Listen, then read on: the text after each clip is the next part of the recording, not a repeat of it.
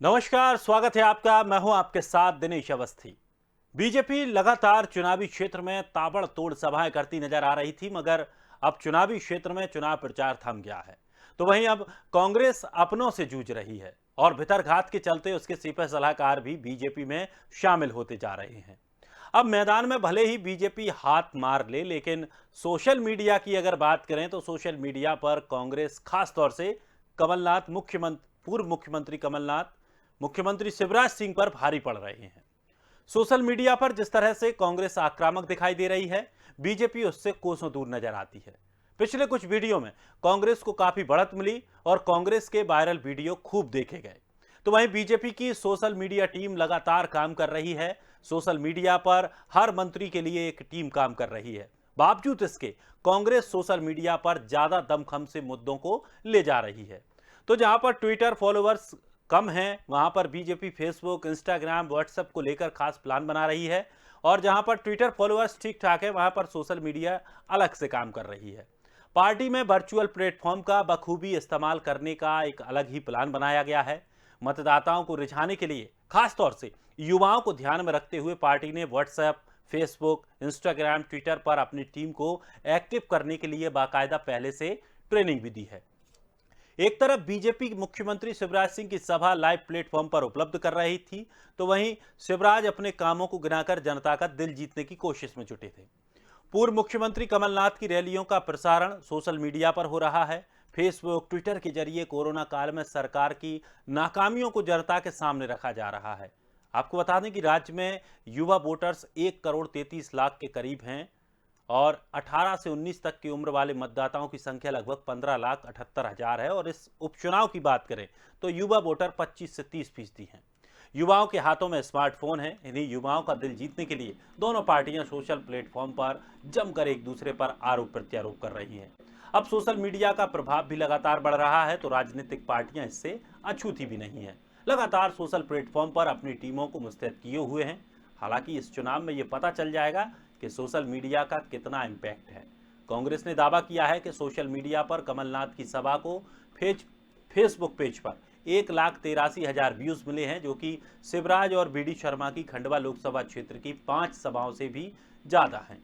हालांकि बीजेपी का कहना है कि बीजेपी पार्टी हमेशा से कांग्रेस आगे रहती है, कांग्रेस केवल भ्रम की स्थिति बनाती है और इस चुनाव में पार्टियां जमीन के साथ साथ ज्यादा सोशल मीडिया पर एक्टिव हैं। ऐसा करके पार्टियां ये जानना चाहती हैं कि किसी भी सूचना को किसी भी छोर तक कितनी आसानी से पहुंचाया जाए, और इसके लिए सर्वे तक पार्टियां कराती हैं। और आजकल मोस्टली युवा एंड्रॉयड फ़ोन यूज करते हैं, और अगर सब कुछ सही रहा तो आगामी चुनाव में इसका इस्तेमाल भी भरपूर किया जाएगा। और ये पहले ही तय हो चुका है कि आने वाली जो पीढ़ियां हैं और आने वाले जो चुनाव हैं वो लगभग सोशल मीडिया पर डिपेंड करेंगे। आज इसी विषय पर हम चर्चा करने वाले हैं। हमारे साथ मेहमान गुलरेश शेख, आईटी सेल प्रभारी अल्पसंख्यक मोर्चा बीजेपी, योगेश गुप्ता, प्रदेश प्रवक्ता कांग्रेस। दोनों मेहमानों का बहुत बहुत स्वागत है। गुलरेश जी, मुझे लगता है शायद आज का जो विषय है वो आप इस पर बहुत बेहतरी से अपनी राय रख सकते हैं। आप इसी से जुड़े हुए हैं, क्योंकि जी, जी। आजकल जो जमाना है वो एंड्रॉयड फ़ोन वाला है। टीवी भी आमतौर पर लोग बहुत ही कम देखते हैं, क्योंकि उनके हाथ में मोबाइल फ़ोन है, उस पर सारी चीज़ें आ रही हैं। कहाँ किस नेता ने क्या किया, कहाँ सभा हुई, कहाँ क्या हुआ, किस तरह की बयानबाजियाँ हुई। तो क्या लगता है कि इस बार, और एक खास करके हम अगर मध्य प्रदेश में होने वाले ये 4 उपचुनावों की बात कर लें, सोशल मीडिया कितना अपना काम कर रहा है, कितना इसका प्रभाव इन चुनावों में देखा जा सकता है? देखिए, जिन साहब, मैं तो इसके एक स्टेप आगे कहता हूँ कि आपका जो अभी ये डिबेट चल रहा है ना, उसको भी बहुत सारे लोग जो हैं वो यूट्यूब पे या फेसबुक पे देख रहे हैं बनिस्बत टीवी के देखने के। तो सोशल मीडिया का जो प्लेटफॉर्म है, जो साइबर स्पेस है, बहुत व्यापक है और इसकी पहुंच बहुत ज्यादा है। और जैसे जैसे इंफॉर्मेशन टेक्नोलॉजी और परकोलेट करती जाएगी, इसकी रीच और बढ़ती जानी है। और आप ये मान के चलिए कि हो सकता है कि अगले 10 साल में जो रियल रैलीज होती हैं उसकी जगह अभी वर्चुअल रैली ले ले, और हो सकता है ऑगुमेंटेड रियलिटी के माध्यम से ले ले। और भारतीय जनता पार्टी का जहां तक विषय है, हम जो जमीनी स्पेस है वहां वो भी हमारी स्पेस है, और साइबर जो स्पेस है वो तो हमारी है ही सही। लेकिन जो कांग्रेस के क्लेम्स है ना, मैं इनको तथ्यात्मक रूप से और पब्लिक डोमेन में जो चीजें हैं उनके आधार पर मैं इनको धराशायी करना चाहूंगा। देखिए, मध्य प्रदेश विशेष की हम यदि बात करते हैं तो हमारे नेता हैं शिवराज सिंह जी चौहान, और यदि आप ट्विटर पर देखें तो मैं जो चीजें पब्लिक डोमेन में है, कोई भी अपना फोन उठा के देख सकता है, मैं कोई अनोखी चीज नहीं दिखा रहा। 7.7 मिलियन फॉलोअर्स हैं शिवराज सिंह जी के, वहीं कमलनाथ जी के हैं 1.1 मिलियन, मतलब 7 गुना ज्यादा फॉलोइंग शिवराज जी की है कमलनाथ जी के बनिस्बत साइबर स्पेस में। वहीं अगर आप राष्ट्रीय स्तर पर जाके देखें तो नरेंद्र मोदी जी की 72 मिलियन की फॉलोइंग है, और उनके विपरीत यदि राहुल गांधी की हम बात करें तो केवल 19 बिलियन है। कहाँ 19 मिलियन, कहाँ 72 मिलियन और कहाँ 19 मिलियन। तो ये सब चीजें मैं कोई अपने से नहीं बोल रहा, जो भी हमारे व्यूअर्स हैं अपना एंड्रॉइड फोन खोल के लेकिन देखें, गुलरेज उनको दिख जी, जाएगा। अभी गुलरेज जी, जो अभी सभा हुई मैं अभी उस बीडी पर आ रहा शर्मा हूं। शिवराज सिंह की, मैं अभी उसमें ये रिसेंट दावा बात किया कर जा रहा रहा हूं, है मैं कि आज की कांग्रेस बात कर को रहा हूं। पांच गुना ज्यादा व्यूअर मिले हैं। मैं सब चीजों पर आता हूँ। अभी देखिए, अभी आधे घंटे पहले ये वेरीफाइड अकाउंट है मध्य प्रदेश कांग्रेस का, इसमें कमलनाथ जी की इन्होंने क्लिप डाली है अभी से 32 मिनट पहले, और इसको केवल 350 व्यू मिले हैं। मुझे लगता है इससे 10 गुना ज्यादा व्यू अकेले मुझे मिल जाते हैं यदि मैं कोई वीडियो डालता हूं तो कांग्रेस की कोई मान्यता साइबर स्पेस में भी नहीं है, जैसे जमीन पर नहीं है। फिर दूसरी चीज है, देखिए मैं अभी इसको पॉलिटिकल सेंस पे बात नहीं भी करूं, और चूंकि मैं आईटी सेल से ताल्लुक रखता हूं तो ऐसा क्यों हो रहा है कि ये बेसिकली वहां वीक है, अभी कुछ भी अपने आप को दिखाते रहे। दो चीजें होती हैं, एक तो होते हैं बॉट्स का मैनेजमेंट करना। बॉट्स क्या होता है, वो नकली चीज होती है, जो नकली अकाउंट एक कंप्यूटर पर 100-200 अकाउंट खोल लिए, कोई कंपनी होती है मैनेज करने वाली, वो लाइक्स और हिट्स दिखाती हैं। कांग्रेस ने अपने राष्ट्रीय स्तर पर, और मैं गलत नहीं बोल रहा हूं, आप पूछ लीजिए इनसे, इनके आईटी सेल कार्यकर्ता आधारित नहीं है, इन्होंने आईटी सेल का काम प्रोफेशनल कंपनी को दे रखा है। जब प्रोफेशनल कंपनी को दे रखा है तो वो बॉट्स के माध्यम से काम करती है। और यदि आप इसके विपरीत भारतीय जनता पार्टी की बात करें तो हमारा जो आईटी सेल का स्ट्रक्चर है वो कार्यकर्ता निर्मित करता है। पिछले 3 महीने में मैंने 8 राज्यों का प्रवास किया है मंडल स्तर तक हमारी आईटी सेल की टीम को ले जाने के लिए। मतलब एवरेज में हर महीने 3 प्रांतों का मेरे जैसा छोटा सा कार्यकर्ता आईटी सेल का प्रवास कर रहा है। तो ये हमारा ऑटो जनरेटेड है, कार्यकर्ता के माध्यम से जनरेटेड है, ना कि हम फाइनेंस करवाते हैं। चलिए आउटरीच है। जी योगेश जी। देखिए दिनेश जी, गुलरेज शेख जी से बड़ा झूठा आईटी सेल के आंकड़े प्रस्तुत करने वाला बंदा पूरी भारतीय जनता पार्टी में आपको ढूंढने नहीं मिलेगा। मैं तथ्यात्मक रूप से इनकी पोल खोलता हूँ। किसी भी व्यक्ति की आईटी प्रोफाइल को अगर आप खोलेंगे, चाहे वो फेसबुक हो, इंस्टाग्राम हो या ट्विटर हो, गुलरेज शेख की आज ही की 3 घंटे पहले की डाली हुई एक पोस्ट, उसको केवल 9 लोगों ने लाइक किया है, 9 लोगों ने। और जो इन्होंने कमलनाथ जी के बारे में, व्यूवरशिप के बारे में बताया, कमलनाथ जी की व्यूवरशिप को देखकर पूरी भारतीय जनता पार्टी प्रदेश स्तर की बौखला चुकी है। और जो हमारी आईटी सेल कांग्रेस पार्टी की कार्य कर रही है जिस दशा और जिस दिशा से, उसकी तारीफ इनके प्रभारी शिव प्रकाश जी जो आए थे, शिव प्रसाद जी, वो भी तारीफ करके गए थे कि हम सोशल मीडिया और आईटी सेक्टर में कांग्रेस से बहुत पीछे हैं। वही बात नरेंद्र मोदी जी शिवराज सिंह चौहान की व्यूवरशिप की ये जो दिखा रहे हैं स्क्रीन पर, ये फॉल्स व्यूवरशिप है। ठीक उसी प्रकार जिस प्रकार इन्होंने फर्जी कॉल के माध्यम से 11 करोड़ कार्यकर्ता बनाने का दावा किया था, ढूंढने पर 11,000 भी नहीं मिलेंगे मिस कॉल के माध्यम से। तो ये फर्जी लोगों की फर्जी पार्टी है। इसी के चलते अगर आपको थोड़ा सा मैं पीछे लेकर चलूं तो ट्विटर हैंडल ने इनके कई नेताओं के ट्विटर अकाउंट बंद कर दिए थे फर्जी व्यूअरशिप के चलते। तो ये मैं तथ्यात्मक रूप से पूरी जिम्मेदारी के साथ ये कह रहा हूँ, अगर मेरी बात ये गलत प्रमाणित करना चाहे तो साबित करके दिखाएं। लेकिन योगेश जी, बीजेपी ये आरोप लगाती है, शिवराज सिंह चौहान खुद ये कहते हैं कि कमलनाथ तो ट्विटर की चिड़िया हैं। ठीक है, आपकी बात आ गई। मेरा निवेदन आपसे हाथ जोड़कर ये है कि जितनी धैर्य पूर्वक आपने 5-7 मिनट पूरी तन्मयता से गुरवेज शेख को सुना, मुझे भी इंटरप्ट ना करें, मेरे बात खत्म होने के बाद अपना सवाल आप पूछें, ये निवेदन है मेरा। बीच में टोकने से रिदम गड़बड़ा जाता है। आपके सवाल पर आता हूं, और जो उपचुनावी क्षेत्र है जिसमें 25 से 30% युवा मतदाता का आपने अपनी रिपोर्ट के हवाले से जो प्रस्तुत किया है, मैं उससे सहमत हूं। और आज ये जो जिन क्षेत्रों में उपचुनाव हो रहे हैं, वहां की जनता जिन परेशानियों से जूझ रही है, बिजली, खाद, बेरोजगारी, कमर तोड़ महंगाई, महंगा पेट्रोल, डीजल, गैस, ये मुख्य मुद्दे हैं जिनको कांग्रेस पार्टी ने अपनी सभाओं के माध्यम से, सोशल मीडिया के हर प्लेटफॉर्म के माध्यम से उठाया है और जनता के समक्ष रखा है। कांग्रेस पार्टी के हमारे माननीय कमलनाथ जी ने अपनी सभाओं में जन संबोधन को यह भी कहा है कि इस चुनाव के जीत और हार से मध्य प्रदेश भारतीय जनता पार्टी की सरकार को किसी भी प्रकार की कोई हानि या लाभ नहीं होने जा रहा। मगर एक संदेश आप दे सकते हो महंगाई के खिलाफ, बेरोजगारी के खिलाफ, किसानों की आत्महत्या जो उनकी लाचारी है उसके खिलाफ अपने वोट के माध्यम से आप सरकार को एक चेतावनी दे सकते हो। तो वो भरसक प्रयास रहा है कांग्रेस पार्टी का। मतदाताओं से ये निवेदन किया गया है कि आप ये चुनाव अपने लिए, इसके लिए मतदान करो। आप किसी पार्टी को इससे कोई लाभ हानि होने वाली नहीं है। हाँ, 2023 की दिशा और दशा जरूर निर्धारित होने वाली है उपचुनाव से, और इस उपचुनाव के परिणाम शिवराज जी की भी स्थिरता सुनिश्चित करेंगे कि वो मध्य प्रदेश में रहेंगे या उनकी रवानगी होने वाली है। बिल्कुल, तो ये सवाल मैं भी, ये सवाल आपका जो सवाल था, बताइए आप क्या पूछना चाह रहे थे? मैं ये कह रहा था कि जिस तरह से जो आपने सवाल पूछा वो सवाल मैं भी पूछने वाला था, लेकिन उससे पहले मैंने आपसे एक बात और कही थी कि शिवराज सिंह चौहान ने सभा में कहा कि कमलनाथ सिर्फ ट्विटर पर बैठे रहते हैं, वो ट्विटर चिड़िया हैं, पता नहीं कब उड़ जाएं।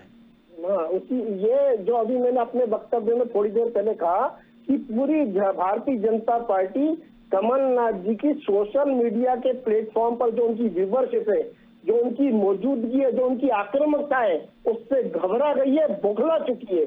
और शिवराज जी की बात का आज प्रदेश स्तर पर कोई भी नागरिक विश्वास करने को तैयार नहीं है। देश में 2 बंटाधार, देश में मोदी नंबर 1 बंटाधार, दूसरा नंबर मध्य प्रदेश में शिवराज सिंह चौहान। देश में 2 महाझूठे नेता, प्रथम नंबर पर माननीय मोदी जी, सेकंड नंबर माननीय शिवराज जी। तो इनकी बातों को जनता अब गंभीरता से नहीं लेती है। जनता जागरूक हो चुकी है और निश्चित रूप से यह उपचुनावों के परिणाम कांग्रेस पार्टी के पक्ष में आएंगे। चलिए गुलरेज जी, एक सवाल जो अभी योगेश जी ने भी पूछा, राजनीतिक गलियारों में बड़ी जोर शोर से इसकी चर्चा है और काफी इस माहौल गरमाया हुआ है कि अगर ये 4 उपचुनाव अगर बीजेपी हार जाती है तो शिवराज सिंह चौहान की कुर्सी खतरे में है। नहीं, ये एक हाइपोथेटिकल क्वेश्चन है और इसका हाइपोथेटिकल आंसर देने से कोई मतलब भी नहीं निकलता। मैं जानता हूँ, जमीनी हकीकत देखा हूँ, मैं विशेषकर मैं खंडवा और उसके आसपास के क्षेत्र में देखा हूँ। बहुत अच्छी अंकों से हम जीत रहे हैं, बहुत अच्छी मेजोरिटी से वापस से सारे उपचुनाव जीत रहे हैं। तो मुझे लगता नहीं है कि ये एक काल्पनिक प्रश्न का उत्तर देना चाहिए। लेकिन अभी हम चूंकि आईटी के विषय में संबंध में चर्चा कर रहे हैं, तो मैं अपने भाई साहब से, गुप्ता जी से ये पूछना चाहूंगा। कुछ देर पहले माननीय दिग्विजय सिंह जी ने एक पोस्ट डाली है, मैं माननीय दिग्विजय सिंह जी बोल रहा हूँ, दिग्विजय सिंह जी का वेरीफाइड अकाउंट पर, और उसमें ये लिखते हैं the difference between humans and animals, इंसानों और जानवरों में जो अंतर होता है वो ये होता है कि जानवर जो होते हैं कभी भी सबसे ज्यादा मूर्ख को अपने जो झुंड होता है उसका नेता नहीं चुनते। तो शायद है कि ये कमलनाथ जी के ऊपर है या राहुल गांधी जी के ऊपर है उनका कटाक्ष, ये जरा बताएंगे गुप्ता जी, क्योंकि मुझे एक्टिविटी दिख भी नहीं रही है मुझे। शिवराज जी के ऊपर नहीं, मुझे एक्टिविटी दिख नहीं रही है उनके चुनाव में, है कहाँ दिखी राजा प्रदेश में शिवराज जी के ऊपर ये कटाक्ष। नहीं, देखिए उनका, देखिए मोदी जी को और शिवराज जी के विषय में तो खरी खरी खुली बोल देते हैं जो उनको बोलना होता है। कि दबी छुपी जुबान पे जो बोल रहे हैं वो अगर राहुल गांधी नहीं है, लेकिन निश्चित रूप से राजा साहब का ये मोदी जी और अमित शाह और शिवराज जी को लेकर। देखिए, हम तो सोशल मीडिया के कीड़े हैं, हम तो देखते रहते हैं कि कौन सी चीज क्या हो रही है, कौन ने क्या पोस्ट किया, इसलिए पूछ रहा हूँ कि इसका मतलब बता दें प्लीज आप जरा हमको। देखिए, आज की जो कमल डिबेट का कमल विषय है देखिए, वो वो शिवराज राजा जी साहब के का विषय में, ट्वीट मोदी जी नहीं के विषय है। में खुला राजा बोलना साहब होगा। के ट्वीट से ये स्पष्ट संदेश है कि जनता ने मूर्खाधिराज को अपना देश में सर्वोच्च नेता चुन लिया है। गलती हो रही है जनता से। वो और कांग्रेस के बारे में बोल रहे हैं सर। प्रदेश में मूर्खों ने शिवराज को अपना नेता बनाया हुआ है। तो ये स्पष्ट रूप से संदेश दिया है उन्होंने नरेंद्र मोदी ने शिवराज जी के माध्यम से। रही बात आपके ट्विटर और फेसबुक हैंडल की, तो आप लोगों के पास कोई भी तथ्यात्मक जानकारी नहीं है। सारे आंकड़े आपके फर्जी है। आप लोगों के सर्वाधिक नेताओं को ट्विटर हैंडल ने बंद किया है, बाद में उनको चालू करवाया गया है। बुद्धू हिंदुस्तान में देखिए अपनी बात को प्रमाणित गुलरेज करना एक बात गुलरेज जी करूंगा। गुलरेज जी बुद्धू गुलरेज को जी नहीं चुनते। देखिए राहुल गांधी के ऊपर कटाक्ष कर रहे हैं। गुलरेज जी की बात का जवाब अपने इस जवाब से देना चाहूंगा कि सोशल मीडिया पर जो आक्रामक शैली पिछले 3 वर्षों से कांग्रेस पार्टी की राष्ट्रीय स्तर पर और प्रदेश स्तर पर है, उसकी चलते इनके जो आईटी और जो इनके मंत्री से पूर्व उनको हटाया गया, उनकी जगह नए मंत्री को बिठाया गया। इनके जो प्रदेश प्रभारी हैं वो सार्वजनिक रूप से भारतीय जनता पार्टी की सभाओं में कांग्रेस पार्टी के प्रचार प्रसार की सराहना कर चुके हैं। प्रदेश स्तर पर भी आज युवाओं के हाथ में जो सोशल मीडिया का हथियार है, उसमें कांग्रेस पार्टी भरसक प्रयास में है कि देश की जनता को, प्रदेश की जनता को इन आदमखोरों से कैसे बचाया जाए। तो क्या कांग्रेस अब केवल सोशल मीडिया के सहारे ही चुनावों में उतरेगी? थोड़ा टिप्पणी नहीं, आपने जनसभाओं में, आपने जमीनी स्तर पर हमारी जनसभाओं पर जो भीड़ देखी है वो स्वेच्छा से आई हुई भीड़ थी। बटोर कर नहीं लाए थे शिवराज जी की तरह 200-200 रुपए में झंडा उठाने के लिए, या प्रशासनिक अमले द्वारा भीड़ इकट्ठी नहीं कराई गई थी। स्वेच्छा से आम जनता आई थी। हमारे नेताओं की जनसभाओं में उपस्थित भीड़ पे हम सभी काफी उत्साहित थे और निश्चित रूप से आशान्वित थे कि हम चारों उपचुनाव जीतेंगे। चलिए गुलरेज जी देखिए, ये सोशल मीडिया और आईटी के अलावा सब चीजों पे बातें कर रहे हैं, लेकिन थोड़ा मुझे ये बोलने दें। अभी ये कह रहे हैं ना कि इनके पिछले 3 वर्षों से आक्रामक रूप से जो आईटी सेल चल रहा है। भाई साहब, ये बताने की कृपा करेंगे 2019 के चुनाव को गए हुए अभी 3 वर्ष पूरे नहीं हुए हैं। रामिया 2019 का चुनाव पुलवामा अटैक की श्रद्धांजलि थी। पुलवामा अटैक की श्रद्धांजलि थी वो। चलिए योगेश जी सुन लीजिए पहले, फिर जवाब दीजिए। श्रद्धा सुमन थे जो मोदी जी को दूसरा कार्यकाल दिला दिए, नहीं तो मोदी जी की विदाई 2019 में हो गई थी। जी गुलरेज जी बोलिए जी। पुलवामा में जो हमारे 40 जवान शहीद हुए, उनको श्रद्धा सुमन के स्वरूप में मोदी जी को दूसरा कार्यकाल में लाए। चलिए ना कि योगेश जी, सोशल चलिए मीडिया या पिछले कार्यकाल की उपलब्धियों के आधार पर। चलिए योगेश जी आप थोड़ा सा गुलरेज जी को सुन लीजिए। जी बोलिए, बिल्कुल बोलिए। नहीं, अगर इंटरप्ट करते हो तो फिर मैं नहीं बोलूं, क्योंकि मैं इंटरप्ट नहीं कर रहा था इनको। देखिए, ये बोल रहे हैं कि पिछले 3 वर्षों से कांग्रेस पार्टी का आईटी सेल बहुत ज्यादा एक्टिव चल रहा है। मैं इनसे 2-3 चीजें पूछना चाहूंगा, यदि सच्चे है तो उसका जवाब दे।